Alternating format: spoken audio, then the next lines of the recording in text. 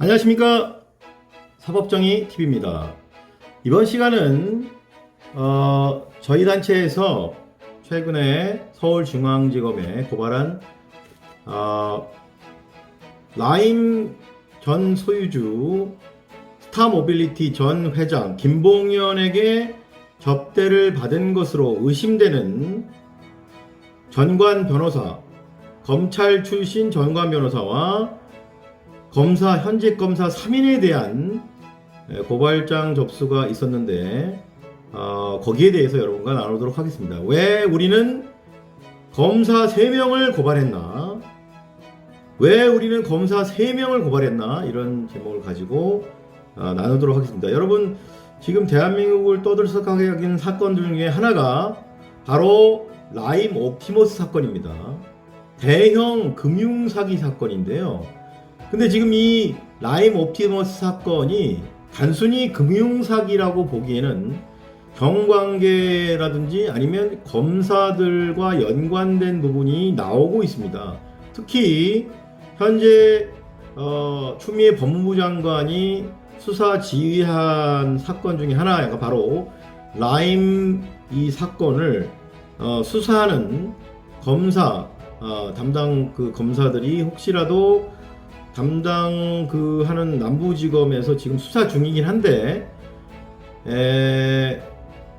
검사에 대한 접대가 일어났다, 이런 투서, 즉 옥중 편지에 나오는 현직 검사 3인에 대한 1,000만 원 상당의 술접대, 이 부분이 또 우리 대한민국을 또 발칵 뒤집었습니다. 그래서 이것이 지금 현재 규명이 되고 있는 와중에 있는데, 이 부분에 대해서 저희 사법정의 바로세우기 시민행동에서는 혹시나 모를 또 나중에 필요할 수 있는 법적 단계 차원에서 또 서울중앙지검에 이것을 고발을 했는데요.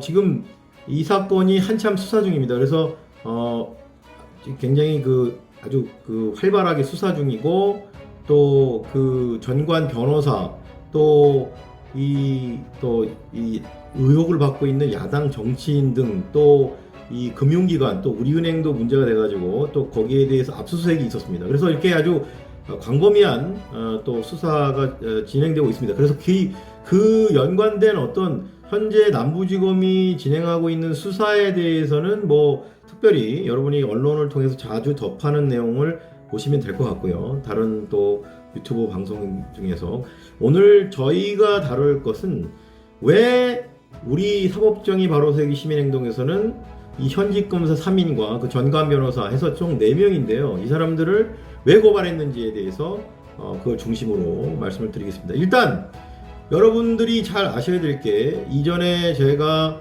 윤석열 감찰총정리, 그리고 윤석열과 방상훈 현실판 내부자들에서도 굉장히 제가 자세히 이 전편들에서도 여러분한테 나눠드렸던 것이 바로 검사 윤리 강령입니다. 이 검사 윤리 강령이 사실상 이 모든 것들이 사실 저는 그렇게 봅니다. 우리 대한민국 검사들이 뭐 2,300명이라고 하는데, 그 사람들이 이 검사 윤리 강령에 위배되는 행위들을 거의 다 저는 하지 않는다고 봅니다. 대체적으로는 상당히 정말 강도의 업무 스트레스를 이겨내고 정말 열심히 사법정의 시스템을 위해서, 또 형사사법 시스템을 지탱하기 위해서 검사의 역할을 충실히 잘 이행한다고 저는 봅니다. 대부분이 그래요. 그런데 경우에 따라서는 어떤 그럼 취약한 아킬레스건 같은 게 있는데, 그게 바로 우리 검사 세계에서는 바로 전관 변호사 문제입니다. 저는 이 검사 비리의 상당 부분이 저는 현직 검사에 있다라고 저는 보질 않습니다. 오히려 변호사들, 즉 전관 변호사들이 더 큰 문제라고 보는데요. 자신들이 검사로서 재직했을 때 그런 어떤 그게 일종의 백인데, 그걸 이용해서 의뢰인들에게 고액의 형사사건 수임료를 받는, 이거 사실상 대법원에서도 얼마 전에 형사사건에서의 성공보수는 무효, 그거는 여러분 참고로 알아주십시오. 형사사건의 수임료는 성공보수라는 게 없습니다. 착수금만 있는 겁니다. 그래서 성공보수라는 것을 받게 되면 여러분 돌려받을 수 있습니다. 내가 만약에 구속되는 거가 걱정이 돼서 변호사를 샀어요. 그래서 구속되지 않았어요. 그랬더니 변호사가 구속 안 됐으니까 나한테 약속한 대로 성공보수 주셔. 그러면 그거 다 무효입니다, 여러분. 여러분이 설사 몰라서 계약해도 그거 안 줘도 돼요. 여러분, 성매매 여성들이 성매매 포주한테 돈 빚진 거 다 무효입니다, 그거. 성매매로 인해서. 왜냐면 불법 행위로 인한 불법을 전제로 한 약속은 다 약정이 다 무효예요. 자, 그렇다면 형사사건에서의 성공보수는 다 무효이기 때문에 이거를 주겠다고 약속해도 그건 다 불법인데, 여러분 전에 정은호 사건이라고 네이처 리퍼블릭 그 사건 되게 유명한 사건인데, 그거 그 여자 판사 출신의 그 변호사가 결국은 그 사건에서 돈을 50억인가 받았나요? 어마어마한 액수의 수임을 받았는데 그거를 돌려달라고, 그러니까 정은호가 구속을 면하지 못하고 잘못되니까 돈 달라고 그래가지고 그 접견실에서 싸우다가 이게 커져가지고 최유정 변호사가 전관 판사였는데 싹쓸이 수임을 했다고 하죠. 또 홍만표도 맞지. 홍만표와 그 최유정이가 양대 산맥이었습니다. 그 형사 사건에서 그 수임료 아주 그냥 고액 수임료 그 당시 그게 얼마나 문제됐었습니까, 여러분. 그러니까 결국은 현직 검사들이 유혹을 받는 그냥 굉장히 좀 취약한 그 아킬레스건이 결국은 자신과 근무했던 그 전직 선배, 검사 선배가 나가서 이런 얘기를 한다라는 거죠. 자, 너 언제까지 여기 있을래?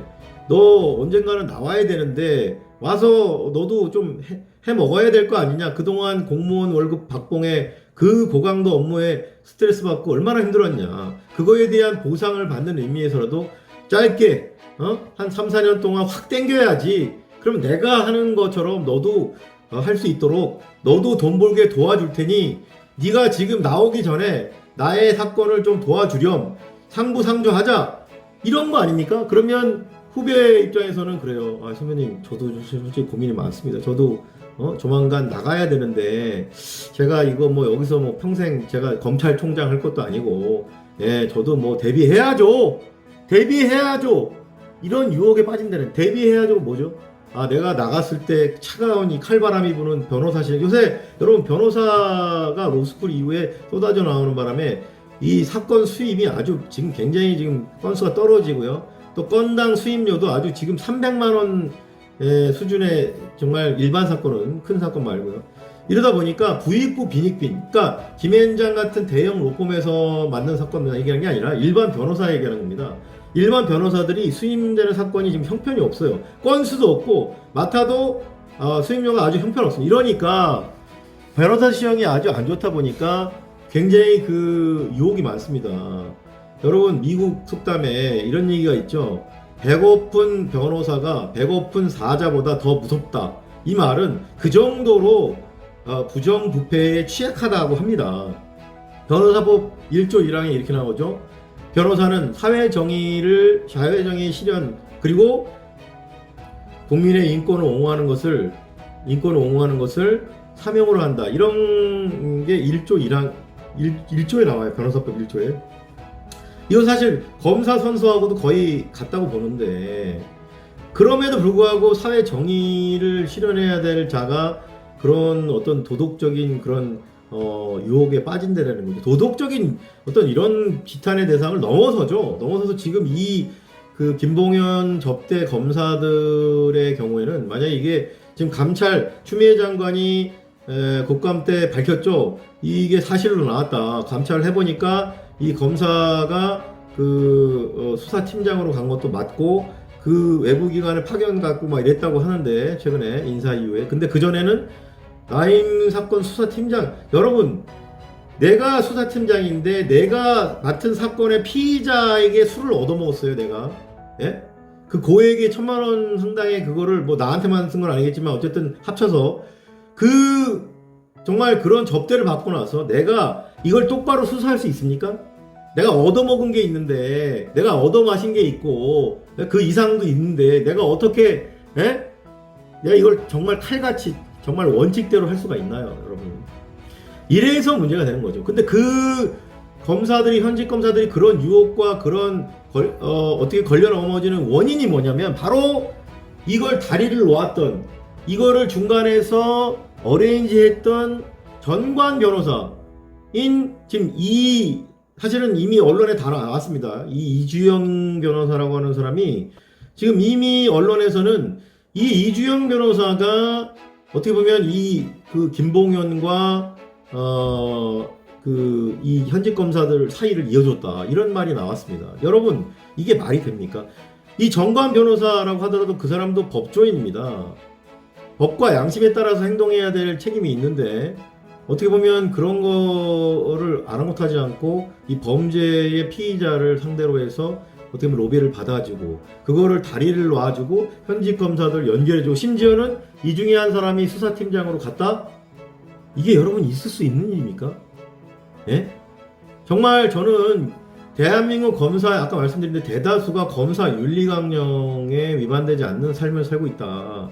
정말 경무와 어떤 사명감으로 정말 이거를 이겨내고 온갖 유혹 다 이겨내고 있다고 보는데, 그런데 이런 식으로 내가 검사 선배인데, 내가 검사 선배면 그런 유혹을 어디에 차단해야 될 의무가 있는 거 아닙니까? 근데 오히려 자기가 나서서 김봉현이의 어떤 그런 부정한 청탁을 그거를 실행을 앞장서서 앞잡이 역할을 한다는 게 여러분 이게 말이 됩니까? 본인이 검사 출신이었다면 더더군다나 그런 행동거지나 자신의 어떤 그런 처신에 유의해야죠. 안 그렇습니까? 근데 본인이 앞장서서 현직에 있는 자기 후배들을 나와, 야, 술 한잔해, 야, 공짜 술 한잔 마시자, 아이고, 형이 한번 잘 이렇게 내가 자리 마련했으니까 나와봐, 얘기를 한번 들어보자, 이런 거 아닙니까? 근데 그 자리에서 여러분 술을 마시고 얘기하다가 거기 보니까 룸 3개 잡았다고 하는데, 대기방, 밀담하는 비밀의 방, 대화방, 그 다음에 이제 즐기는 방, 이 3개를 잡았다는데, 나오는 얘기에 보면은 김봉현이가 그 룸사롱을 거의 집 앞처럼 들락날락 했다고 그러고, 1억 원을 선납해가지고 그걸 이렇게 쿠폰식으로 했다, 별 얘기가 다 있었습니다. 여러분, 이런 식으로 술을 마시게 되면 사실 무감각해지죠. 그냥 그게 일상의 삶이 되는 겁니다, 여러분, 룸사롱이. 그리고 여러분, 1,000만 원이 말이 1,000만 원이지. 일반 우리 서민들에게 여러분 1,000만 원이라는 돈을 정말 현금으로도 사실 잘 만지기가 어려운 돈인데요. 이걸 하룻밤 술값으로 지출을 했다는 겁니다. 예? 만약에 검사 3명하고 전관 이주영까지 이렇게 보면 전현직 검사 4명인데요. 그 1,000만 원에 한 명 더 있다가도 인당 200이라고 칩시다. 예? 그러면 술값이라는 게 그러면 무슨 술이 아니고 무슨 금입니까? 이게 인당 200이라는 얘기는 그 안에 소위 말하는 2차. 그러니까 여러분 참 같은 남성으로서 저도 이제 그런 유흥의 세계를 전혀 모르는 건 아닌데요. 여러분 2차라는 것이 지금 사실상 성매매죠. 2차가 대한민국에서 완전히 소멸된 게 아니고 상당수의 룸사롱이나 상당수의 이 유흥업소들이 이런 성매매의 2차를 하고 있습니다. 그렇다면 이런 성매매 2차를 어떻게 보면 또 수사기관이지 않습니까? 검찰이나 경찰은 수사기관인데, 수사기관에 종사하는 자들이 이런 식의 어떤 성매매를 하고 2차의 접대를 받았다면 정말 이것은 이 법체계가 정말 여러분 대한민국의 모든 문제가 이런 식인데요. 법 앞에 평등이, 여러분 일반 국민들이나 일반 남성들이 성매매를 하게 되면 이게 이제 나중에 사후적으로는 적발이 되는 경우가 있어요. 어떤 경우냐면 성매매 여성이 잡혀옵니다. 적발이 돼요. 그러면 그 성매매 여성의 핸드폰 연락처나 이런 데서 문자 같은 것이 나올 수도 있고, 그러면 그 안에서 연락했던 수많은 사람들의 그게 다 쏟아져 나옵니다. 그러면 경찰이나 이런 수사기관에서 당신 이 여자랑 왜 연락했냐 해서 털어서 돈 준 게 나오고 금융거래나 아니면 그 여자가 증언을 해서 현금을 줬다 이런 게 나오잖아요. 그러면 이런 성매매 단속하게 되면 성매매 매수한 성을 산 남자들도 전부 다 처벌을 받습니다. 근데 이제 초범인 경우에는 어떤 구체적인 처벌을 받는 게 아니라 기소유예라고 해서 교육을 받습니다. 어떤 수강 명령 같은 걸 받아서 그 존 스쿨이라고 하는데 미국에서는 성매매 예방 교육을 받아요. 이런 걸 받고 그냥 기소유예 처분받습니다. 어찌됐든 기소유예도 처벌입니다. 그것도 유죄예요. 전과에 나옵니다.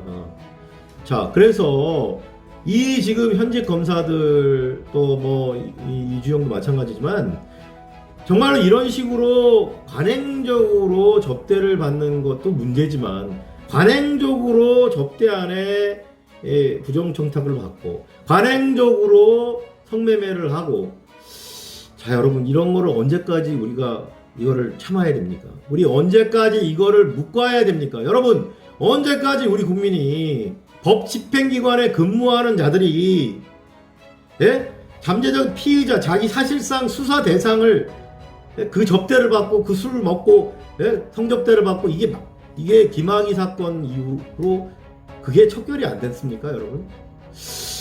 참 저는 정말 국민의 한 사람으로서 통탄스럽습니다 여러분. 너무나 진짜 이 대한민국이 이때까지 개혁한다고 또 그 여러 가지 제도를 개선한다고 무던히 애를 쓰고 지금 공수처까지 오지 않았습니까? 그리고 직접 수사권 좁히고 특수부 왜 이런 일이 있나요? 다 이런 그동안에 어떤 검찰에게 있었던 여러 가지 문제, 부정부패는 물론이고 비리 의혹 그리고 술 접대 등등의 관행 이런 악순환이 계속됐기 때문에 이걸 끊기 위해서 개혁을 하는 거 아닙니까? 근데도 이것이 2019년 작년입니다 여러분. 불과 1년 전이에요. 예? 검찰 개혁이 된다고 해도 안 돼. 그래서 이래서 여러분 특단의 조치 외부의 자극이 필요하고 외부의 견제와 이런 것이 필요하기 때문에 공수처가 반드시 필요한 겁니다. 하루빨리 공수처 돼야 돼요. 자, 그래서 현직 검사들은 당연히 이런 부분에 대해서 책임져야 되고요. 정말로 큰 피해를 주는 것은 우리 국민일 수도 있지만 어떻게 보면 검찰 스스로 타격을 주는 겁니다. 여러분 이런 일부의 부패하고 비리를 의혹을 받는 검사들 때문에 얼마나 많은 선량한 대다수의 검사들 제가 저의 로스쿨 동기도 여러분 지금 현직 검사인데요. 정말 진짜 뭐 저는 뭐 그 친구의 그 로스쿨 시절을 제가 이렇게 돌아보면 정말 아주 정말 어렵게 공부하고 열심히 공부하고 새벽까지 아침 7시부터 밤 11시까지 그렇게 코피 터지게 공부만 하고 또 열심히 미래의 검사의 꿈을 키웠습니다. 예? 그런 친구들이 검찰에 지금 다 많이 가 있다고 저는 보는데 그런 친구들이 어느새 중견이 되고 부장검사가 되고 그 위에 뭐 차장검사 검사장이 되고 이러면서 그리고 이제 다시 퇴직을 하고 전관 변호사가 될 텐데 과연 그 친구들 제가 아는 그 로스쿨 동기가 그런 순수한 초심을 갖고 있던 친구들이 과연 그렇게 나중에 변질이 될까 저는 굉장히 참 그 나중에 어떻게 될지가 참 저는 그 타임머신을 타고 가서 보고 싶습니다. 과연 그들도 이 지금 김봉현 접대 검사들처럼 그런 식으로 변질이 될까? 자기 사건에서 는 물론이고 내가 어떻게 될지 모르지만 내가 이 사건의 팀장을 갈지 모르니까 나한테 잘 보여라 이런 상황에서 이런 접대를 술 접대 그 이상을 받고 이런 것들을 과연 할까? 저는 굉장히 참 그런 것들이 어떻게 그렇게 순수한 검사들이 그렇게 변질이 되고 이상하게 되고 어떤 사회의 어떤 이런 부조리를 척결해야 되는 사람들이 오히려 그런 사회 부조리화 되는지 그거를 척결해야 될 그 장본인들이 자기 손에 어떻게 보면 그 더러운 그 부패의 찌꺼기들을 왜 그거를 묻히려고 하는지 정말 납득이 되질 않습니다, 여러분. 자, 여러분 저희가 진짜 그 상세한 어떤 그런 사건의 구체적인 내용은 사실 다 이렇게 현재 지금 수사 중인 내용이 결국은 드러나고 재판이 되겠지만 정말 이렇게 크게 보면 전관 변호사라는 것이 정말 저는 없어져야 된다고 봅니다. 그러니까 즉 평생 법관, 평생 검사 제도가 자리 잡아야 돼요. 그러니까 이게 저는 그 근본적인 원인이라고 봅니다. 그러니까 한 번 법관이 되고 한 번 판사가 되고 한 번 검사가 되면 그 길로 뼈를 묻어야 돼요.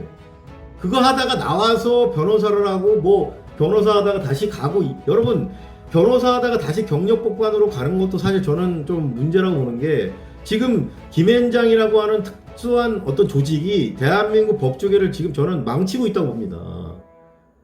김앤장이 왜 대한민국 법조계를 지배하고 나아가서 대한민국 사법부를 지배해야 됩니까? 예? 대한민국이 김앤장 공화국입니까, 여러분? 예? 저는 정말 이거를 공익의 차원에서도 정말 유익하지가 않다. 어떻게 김앤장 출신들 변호사들만 그렇게 유독 거기를 이렇게 잘 불려가는지 저는 참 의문인데요. 어찌됐든 이 얘기는 추후에 따로 논하기로 하고, 제가 말씀드리는 거는 한번 판사나 검사들은 계속 그 길을 가서 거기에서 끝을 봐라. 내가 판사로서 검사로서 나는 여기서 내 그냥 뼈를 묻겠다, 이렇게 되는 것이 저는 맞다고 봅니다. 그래서 법을 개정해서라도 전관이 없어지게 아예 막아야 됩니다. 직업의 자유, 공공의 이익과 직업의 자유, 이익 형량을 해서 공공의 이익이 더 크다면 이건 헌법적으로도 문제가 없는 겁니다, 여러분. 헌재도요, 이거 판단을 합니다. 직업의 자유와 어떤 공익의 목표가 서로 충돌될 수 있죠. 그러나 이것을 이익 형량에서 공공의 이익이 더 크고 국가와 사회를 위해서 그것이 더 우선한다면 그렇게 해야 됩니다. 저는 판사와 검사가 나와서 변호사하는 것에 대해서 저는 반대 입장입니다. 그 반대도 마찬가지고요. 어찌됐든 평생 법관, 평생 검사가 법제화될 필요가 있을 정도로, 저는 그렇게 느낄 정도로 지금 이 사건이, 이 김봉현, 이 라임 사건의 김봉현 접대 이 문제도 바로 이 어떤 근본적인 그 해결책이 나와야 됩니다. 평생 법관, 평생 검사가 된다면 이런 접대밖에 어렵죠. 근데 이게 전관이 중간에 끼고 자꾸 이렇게 유혹의 제스처를 보내고 이런 취약한 연결고리가 자꾸 발생하기 때문에 이런 전관 변호사들이 자꾸 어떤 이런 체계를 무너뜨리는 겁니다. 생태계를 교란하는 거죠. 이 부분에 대해서 대한변협도 가만히 있어서는 안 됩니다. 대한변협은 자체 징계권이 있어요. 변호사가 이런 행위를 하게 되면 이거를 징계하게 됩니다. 근데 지금 사실상 제 식구 감싸기 식으로 징계해서는 안 되고요. 지금 이 김봉현 사건, 이 접대 사건에서도 주도적인 역할을 한 게 만약에 이주영이가 맞다면 이주영 변호사에 대해서도 대한변협이 단호하게 대처해야 됩니다. 이런 식으로 전관 변호사들이 이렇게 정말 변호사 시장 전체를 어떻게 보면 정말 이렇게 도덕적으로 타락한 것처럼 이렇게 비춰지게 만들고 국민들에 대한 변호사 업계의 신뢰도를 낮추고 이런 식의 행동들을 하는 것에 대해서는 단호하게 징계해서 재발 방지하는 대발 대책도 선언하고 어떤 성명서 같은 것도 발표하고. 대한변협 정말 뭐 하는 겁니까? 대한변협 전관 변호사들 이런 식의 어떤 부패 행위, 부조리 행위에 대해서 눈 감지 말고 나서 주십시오. 대한변협이 정말 중요하다고 저는 봅니다. 예? 검찰만 열심히 개혁하라 이렇게 요구하는 것보다는 대한변협도 스스로 자정 노력을 하십시오.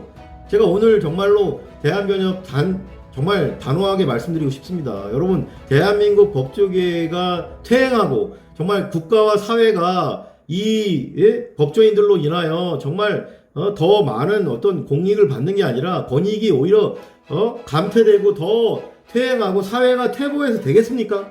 더욱 정의롭고 더욱 민주적으로 가야지 더욱 부정의하고 더 반민주적으로 가서 되겠습니까?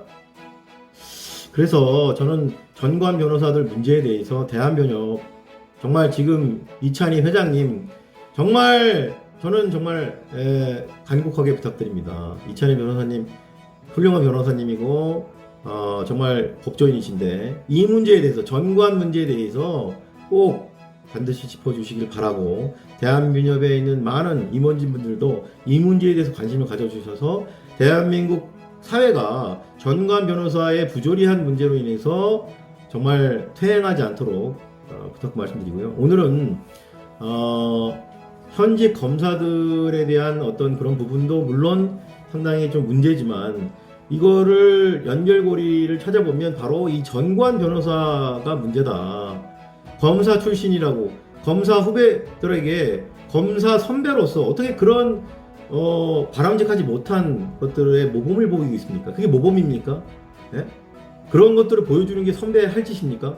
저는 그래서 이런 관행들을 타파해야 되고 또 형사 사건에서의 고액 이런 말도 안 되는 액수, 정말 일반 변호사들이 꿈도 못 꾸는 액수를 그렇게 받아내는 그런 것들은 이게 정말 더 이상은 정말 홍만표 최유정 이래로 없어졌다라고 저는 생각하는데, 그래도 남아있다면 그 뿌리째 뽑아야 되고요. 그런 것들을 지향하는 게 아니라 지양해야 됩니다. 그런 것들을 바라보는 게 아니라 그런 것들을 척결해야 되죠. 그래서 여러분, 우리 국민들의 또 관심과 성원이 필요합니다. 이런 것들이 우리 사회에서 없어져야 우리 법조계가 깨끗해지고, 또 법조계가 깨끗해져야 사회 자체가 맑은 사회가 됩니다. 어떻게 법조계가 이렇게 뒤에서 일종의 그런 어떤 부정한 행위들이 횡행하는데 재판이 똑바로 되겠습니까? 수사가 똑바로 되겠습니까? 여러분, 공수처하는 이유가 뭡니까?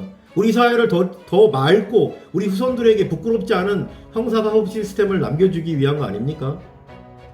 여러분, 이런 부분에 대해서 우리가 정말 의식 수준이 올라가야 되고, 어떻게 보면 선진국으로 가는 그런 데 있어서 반드시 개혁해야 될 부분이라고 생각합니다.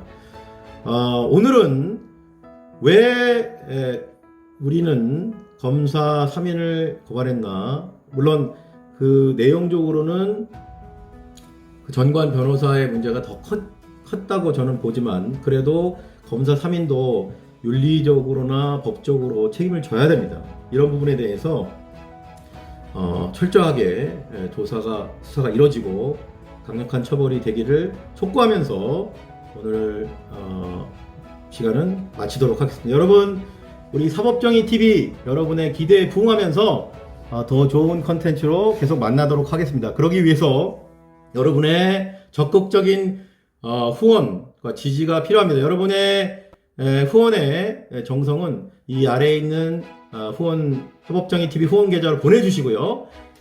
그게 어렵다 하더라도 지금 좋아요와 또 구독, 여러분 좋아요와 구독만 열심히 눌러주셔도 저희에게 큰 힘이 됩니다. 그리고 주변에 계신 지인분들에게 널리 링크, 단톡방에 최소한 10분 이상 링크 보내주십시오. 1대1로 보내주셨고요. 단톡방에 퍼뜨려 주시면 더 좋겠습니다. 그래서 하루 빨리 저희 사법정의 TV가 구독자 1000명이 돼서 수익 채널이 될 수 있도록 도와주십시오. 지금은 뭐 1000명이 될 때까지, 그리고 누적 조회수가 10만이 되지 않으면 단 한 푼도 1원도 유튜브에서 나오는 게 없습니다. 여러분 잘 아시다시피. 그래서 반드시 빠른 시일 내에 수익 채널이 되어야 합니다. 그래서 저희가 더욱더 좋은 컨텐츠로 여러분을 만날 수 있도록 여러분 도와주십시오. 자, 그러면 다음 만날 때까지 여러분 승리하십시오. 감사합니다.